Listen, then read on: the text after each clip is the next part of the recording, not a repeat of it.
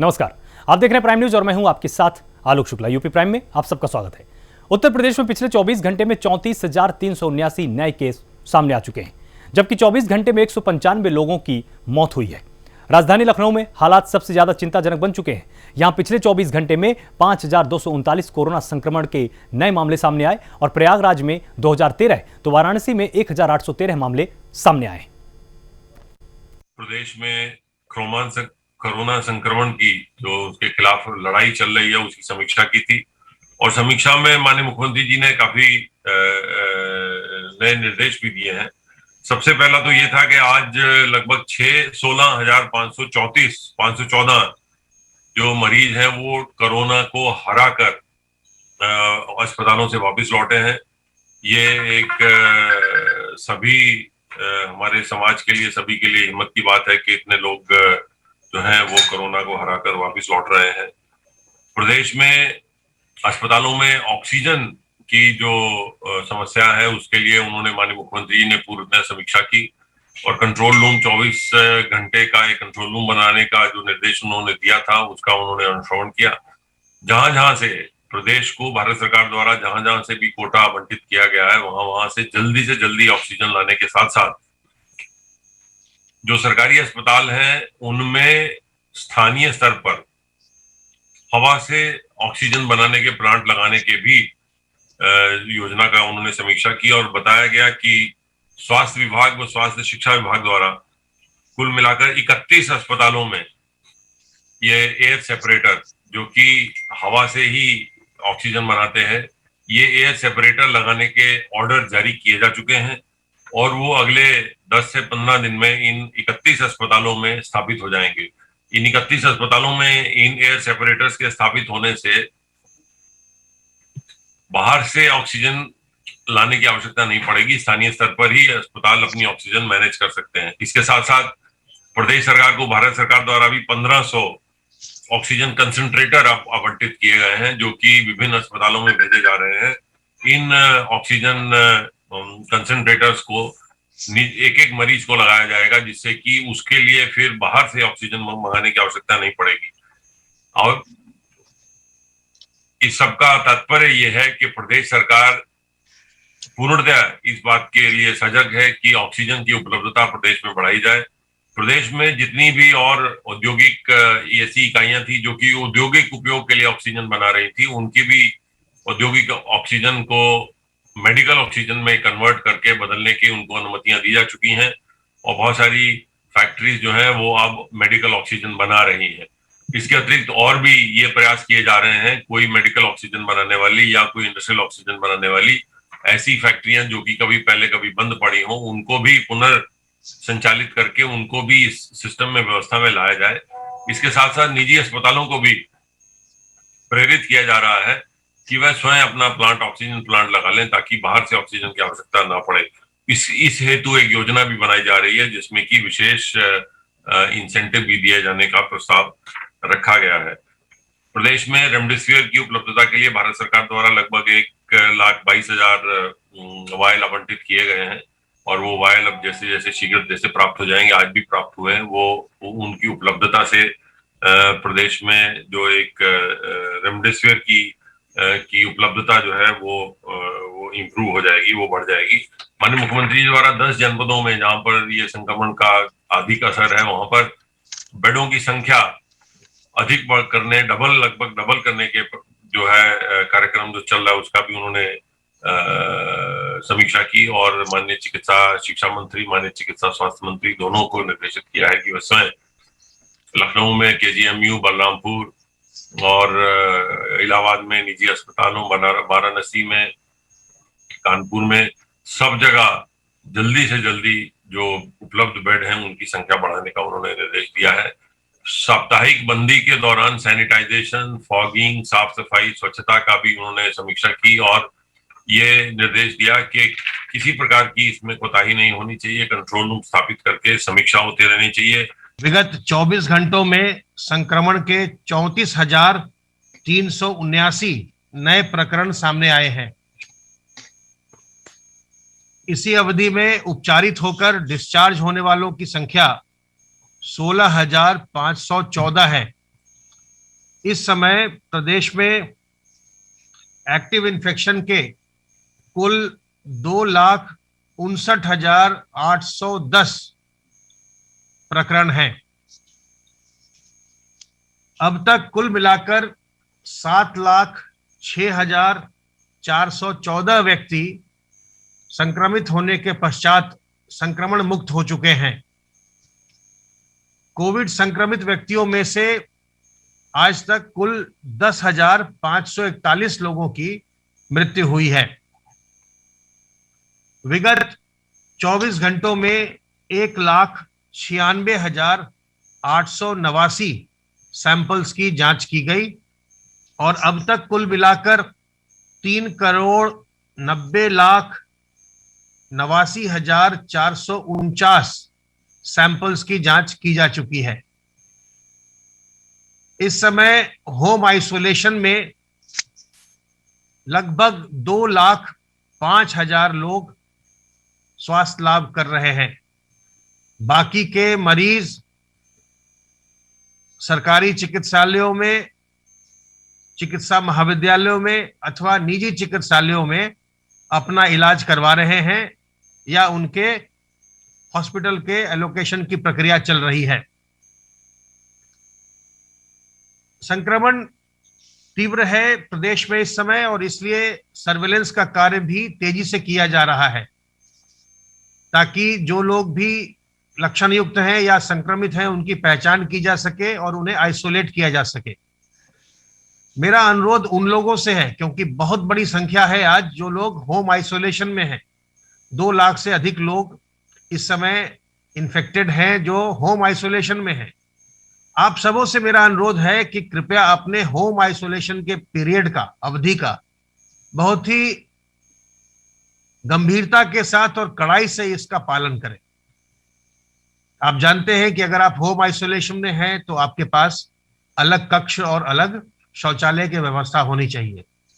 अगर आपके घर में 1 से अधिक व्यक्ति संक्रमित हो गए हैं और 2 शौचालय हैं तो जो लोग संक्रमित हैं वो लोग एक शौचालय का इस्तेमाल करें। जो लोग संक्रमित नहीं हैं वो लोग दूसरे शौचालय का इस्तेमाल करें और कोशिश ये करिए कि घर के अन्य सदस्यों से जो संक्रमित नहीं हैं उनसे दूर रहिए ताकि उनको किसी प्रकार का संक्रमण न होने पाए। 10 दिन की आपकी अवधि है। अगर आप होम आइसोलेशन में हैं तो 10 दिन में आपको हम ये समझते हैं कि आपने अपना होम आइसोलेशन पूरा किया, लेकिन उसके पश्चात 7 दिनों तक होम क्वारंटाइन करना पड़ता है। इसका मतलब यह हुआ कि जब से आप संक्रमित हुए उस समय से आप 17 दिन करीब घर के अंदर ही रहेंगे। तो अगर आप इसका कड़ाई से पालन करेंगे तो आप खुद भी स्वस्थ हो जाएंगे और दूसरों को किसी प्रकार का संक्रमण नहीं देंगे, जो कि हम सबों की एक सामाजिक जिम्मेदारी है। वहीं औद्योगिक विकास मंत्री सतीश महाना ने कानपुर के अस्पतालों में ऑक्सीजन की आपूर्ति जारी रखने के लिए हमीरपुर, भरुआ, सुमेरपुर स्थित रिमझिम इस्पात लिमिटेड के ऑक्सीजन प्लांट का निरीक्षण किया है और ऑक्सीजन की सप्लाई को बढ़ाने के लिए मौके पर ही अधिकारियों को निर्देश दे दिए हैं। तो मंत्री सतीश महाना ने निरीक्षण किया, ऑक्सीजन प्लांट का निरीक्षण किया है और ऑक्सीजन की सप्लाई बढ़ाने का तुरंत निर्देश दिया है।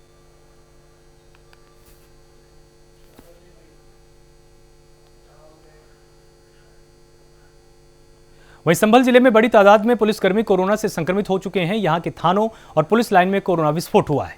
94 पुलिसकर्मियों की कोरोना रिपोर्ट पॉजिटिव आई है और धनारी थाने के कोरोना संक्रमित अशोक कर्मपाल सिंह की हालत गंभीर हो चुकी है। वहीं पुलिसकर्मियों के बड़ी तादाद में संक्रमित होने के हालात के बीच धनारी के थाना प्रभारी की तबीयत ज्यादा बिगड़ चुकी है। डॉक्टरों ने प्लाज्मा उपलब्ध कराने को कहा है कि ऐसे में पुलिस महकमा थाना प्रभारी की जान बचाने के लिए लोगों से प्लाज्मा डोनेट करने की गुहार लगा रहा है। पुलिस ने प्लाज्मा के लिए सोशल मीडिया पर भी अपील की है।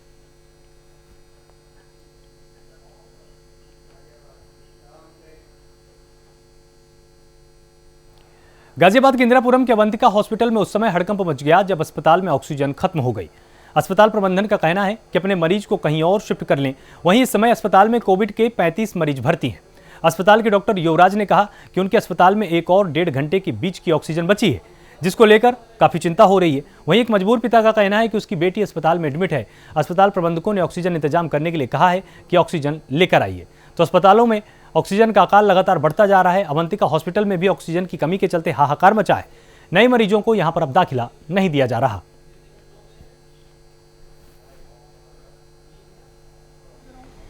हॉस्पिटल में अभी आधे घंटे में एक सिलेंडर खत्म हो रहा है, क्योंकि 3 मरीज वेंटिलेटर पर हैं, कई मरीज बाईपास मशीन पर हैं, तो कई मरीजों को काफ़ी तेज फ्लो में ऑक्सीजन चल रही है, 5, 7, 8, 10 लीटर पर, जिनमें कई जवान लोग हैं। अभी तो कितनी बहुत जल्दी खत्म हो रही है ऑक्सीजन। कितनी ऑक्सीजन आपके पास स्टॉक में है? अभी मेरे पास, यदि मैं थोड़ा कम करके दे रहा हूँ मरीजों को, 90% उनका मेंटेन कर रहा हूँ, तब शायद 1-1.5 घंटे या हो सकता है 2 घंटे भी चल जाए।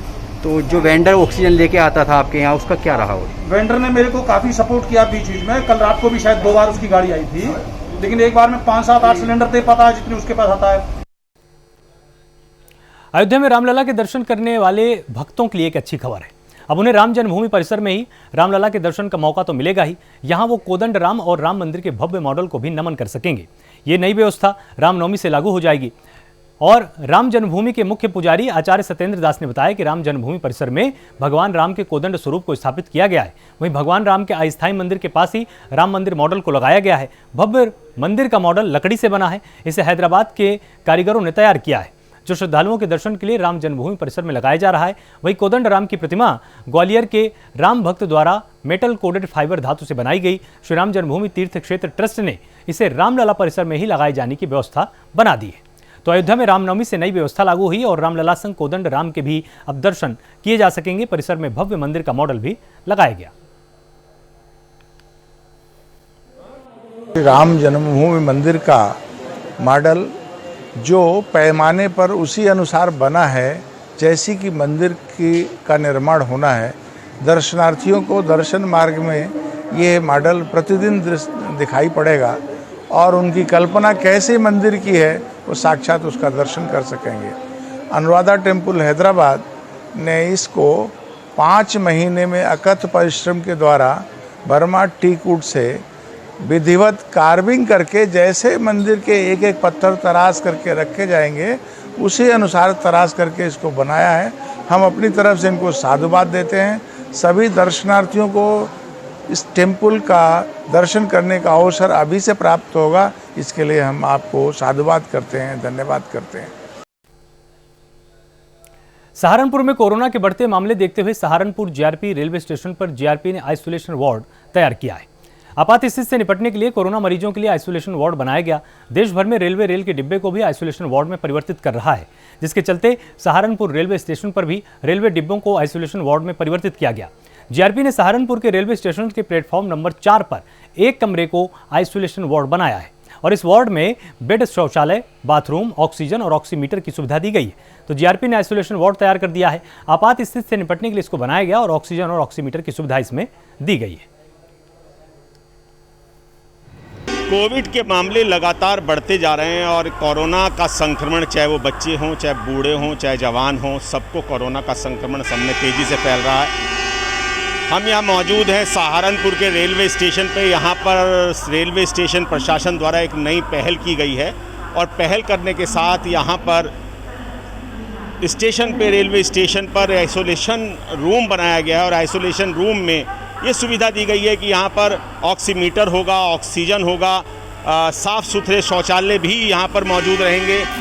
इनको लेकर एक नई पहल यहाँ पर रेलवे स्टेशन ने पे की गई है रेलवे प्रशासन द्वारा और साथ ही यहाँ पर 3 डिब्बों को रेलवे के 3 डिब्बों को भी आइसोलेशन वार्ड में तब्दील करा गया है। यानी कि यहाँ पर अब जितने भी यात्री आएंगे उनकी थर्मल चेकिंग होगी। अगर ऐसा लगता है उनका RT-PCR भी होगा, उनकी रैंडम चेकिंग भी होगी। अगर ऐसा लगता है कि वो कोरोना संक्रमित हैं तो उनको यहीं पर क्वारंटाइन किया जाएगा, यहीं पर उनको सभी इलाज दिया जाएगा। अगर ऐसा लगता है कि उनका ऑक्सीजन घट रहा है, ऑक्सीजन की कमी हो रही है, उनका दम घट रहा है, तो यहाँ पर ऑक्सीजन की भी भरपूर व्यवस्था है, ऑक्सीजन भी उनको दिया जाएगा। तो मैं आपको दिखाना चाहूँगा कि जिन कोच की हम बात कर रहे थे, जिन कोचों को 3 कोच को आइसोलेशन कोच के रूप में तब्दील किया गया है, ये वही 3 कोच हैं जो रेलवे के प्लेटफॉर्म नंबर सहारनपुर में प्लेटफॉर्म नंबर 1 पर खड़े किए गए। ये रेलवे प्रशासन की एक अनूठी और सराहनीय पहल है। जो भी यात्री अब कहीं बाहर से आएगा और वो कोरोना संक्रमित है या सस्पेक्टेड है, तो उसको अब यहीं उस सस्पेक्टेड कोरोना संक्रमित को यहीं उसको आइसोलेट किया जाएगा। यहाँ पर उनको ऑक्सीजन उपलब्ध करवाई जाएगी और यहीं पर उनको ऑक्सीमीटर और सब जितनी भी सुविधाएं हो सकती हैं, दवाई से लेकर और उनकी चेकिंग तक की, वो सब उपलब्ध करवाई जाएंगी। ये इसलिए भी अनूठी पहल है कि अगर पहले कोई यात्री यहाँ पर उतरता था और वो कोरोना संक्रमित पाया जाता था, तो उसको हॉस्पिटल तक भेजने के लिए एम्बुलेंस को बुलाना पड़ता था और एम्बुलेंस को आने में भी काफ़ी समय लगता था। ये सहारनपुर प्रशासन की एक अनूठी पहल है, सहारनपुर रेलवे प्रशासन की एक अनूठी पहल है और इस तरीके से यहाँ रेलवे ने एक नया संदेश दिया है, यात्रियों को सुविधाएं दी हैं। मैं फिर से एक बार अपने सहयोगी से कहना चाहूँगा कि वो सारा आखिर तक दिखाएं कि ये किस तरीके से यहाँ पर इनको खड़ा किया गया है। यहाँ पर मरीजों को इन कोच में रखा जाएगा, आइसोलेट किया जाएगा और जो मैंने पहले आपको दिखाए हैं, जो रेलवे स्टेशन पर वेटिंग रूम को आइसोलेशन वार्ड में तब्दील किया गया है, उसमें बच्चों को, छोटे बच्चों को आइसोलेशन वार्ड में रखने की व्यवस्था भी की गई है। मैं आलोक तनेजा, प्राइम न्यूज़, सहारनपुर। मुरादाबाद में लगातार कोरोना पॉजिटिव मरीजों की संख्या बढ़ती जा रही है। पॉजिटिव मरीजों को बेहतर इलाज के लिए अस्पतालों में भर्ती कराया गया है। ऐसे में अस्पतालों में ऑक्सीजन सिलेंडर की सबसे बड़ी समस्या सामने आ रही है।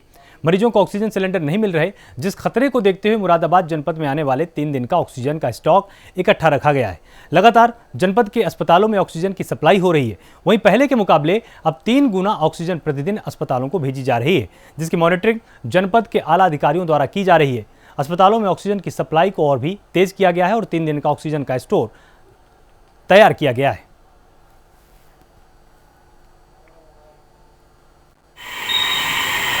पहले जैसे हमारे ज़िले में 6 से 7 टन का पर डे का कंजक्शन था, अब वो कंजक्शन बढ़ के लगभग 23 से 24 टन के आसपास पहुंच गया है।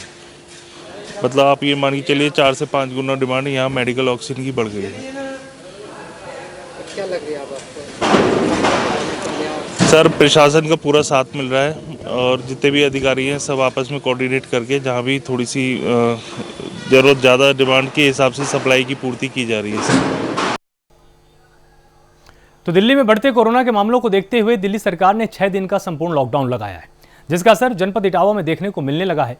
इटावा बस स्टैंड और रेलवे स्टेशन से दिल्ली के लिए यात्री सैकड़ों की संख्या में यात्रा करते हैं, लेकिन आज कोई भी यात्री दिखाई नहीं दे रहा। लेकिन दिल्ली से आने वाले लोगों की संख्या इटावा में काफी हो चुकी है, लेकिन इटावा से दिल्ली की तरफ को कोई नहीं आ रहा।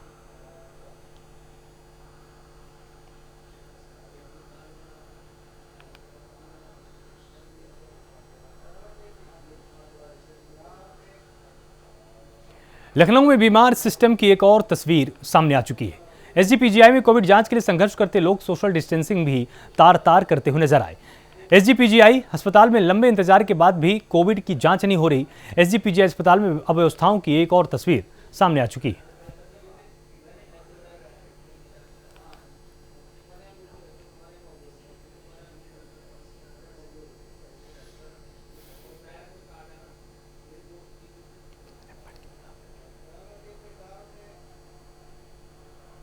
एटा में एक बार फिर रफ्तार का कहर देखने को मिला है। तेज रफ्तार कैंटर और कार में भीषण भिड़ंत हो गई, जिसमें 2 लोगों की मौके पर मौत हो गई और 3 लोग गंभीर रूप से घायल हुए। सूचना पर पहुंची पुलिस ने घायलों को जिला अस्पताल में भर्ती कराया और शवों को कब्जे में लेकर पोस्टमार्टम के लिए भेज दिया गया है।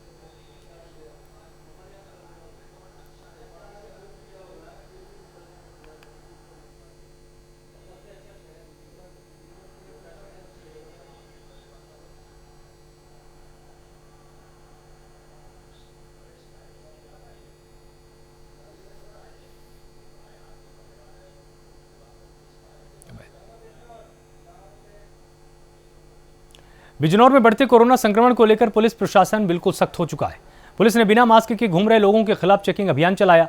पुलिस ने बिना मास्क के घूम रहे 668 लोगों का चालान काट दिया है। इससे 5,26,250 रुपए का जुर्माना वसूला गया है। बिजनौर में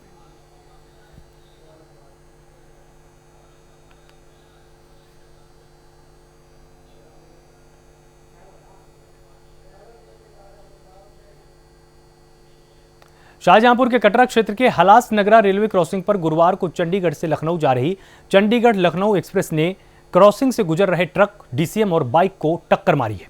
इस हादसे में 5 लोगों की दर्दनाक मौत हुई, एक घायल हुआ है। शाहजहांपुर के डीएम इंद्र विक्रम सिंह ने बताया कि बरेली और शाहजहांपुर के बीच में एक ट्रेन हादसा हुआ। Lucknow Chandigarh superfast express train Hulasnagar crossing से गुजर रही थी। यहां पर एक ट्रक, एक डीसीएम और मोटरसाइकिल ट्रैक पर खड़े थे, जिस पर से ट्रेन गुजरी। इस हादसे में 5 लोगों की दर्दनाक मौत हुई है। मृतक आश्रितों के लिए मुख्यमंत्री की ओर से 2-2 लाख रुपए के मुआवजे की घोषणा की गई है। एक व्यक्ति घायल और इसका सुचारू रूप से इलाज किया जा रहा है।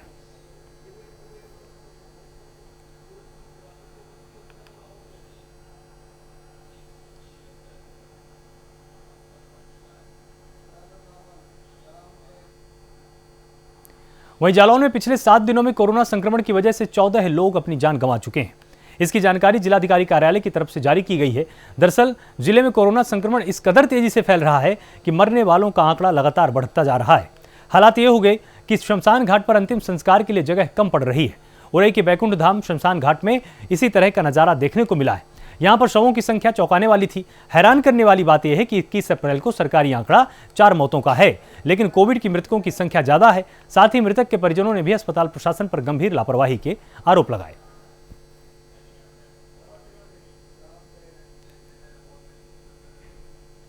यूपी प्राइम में फिलहाल इतना ही। आप लगातार जुड़े रहिए प्राइम न्यूज के साथ। नमस्कार।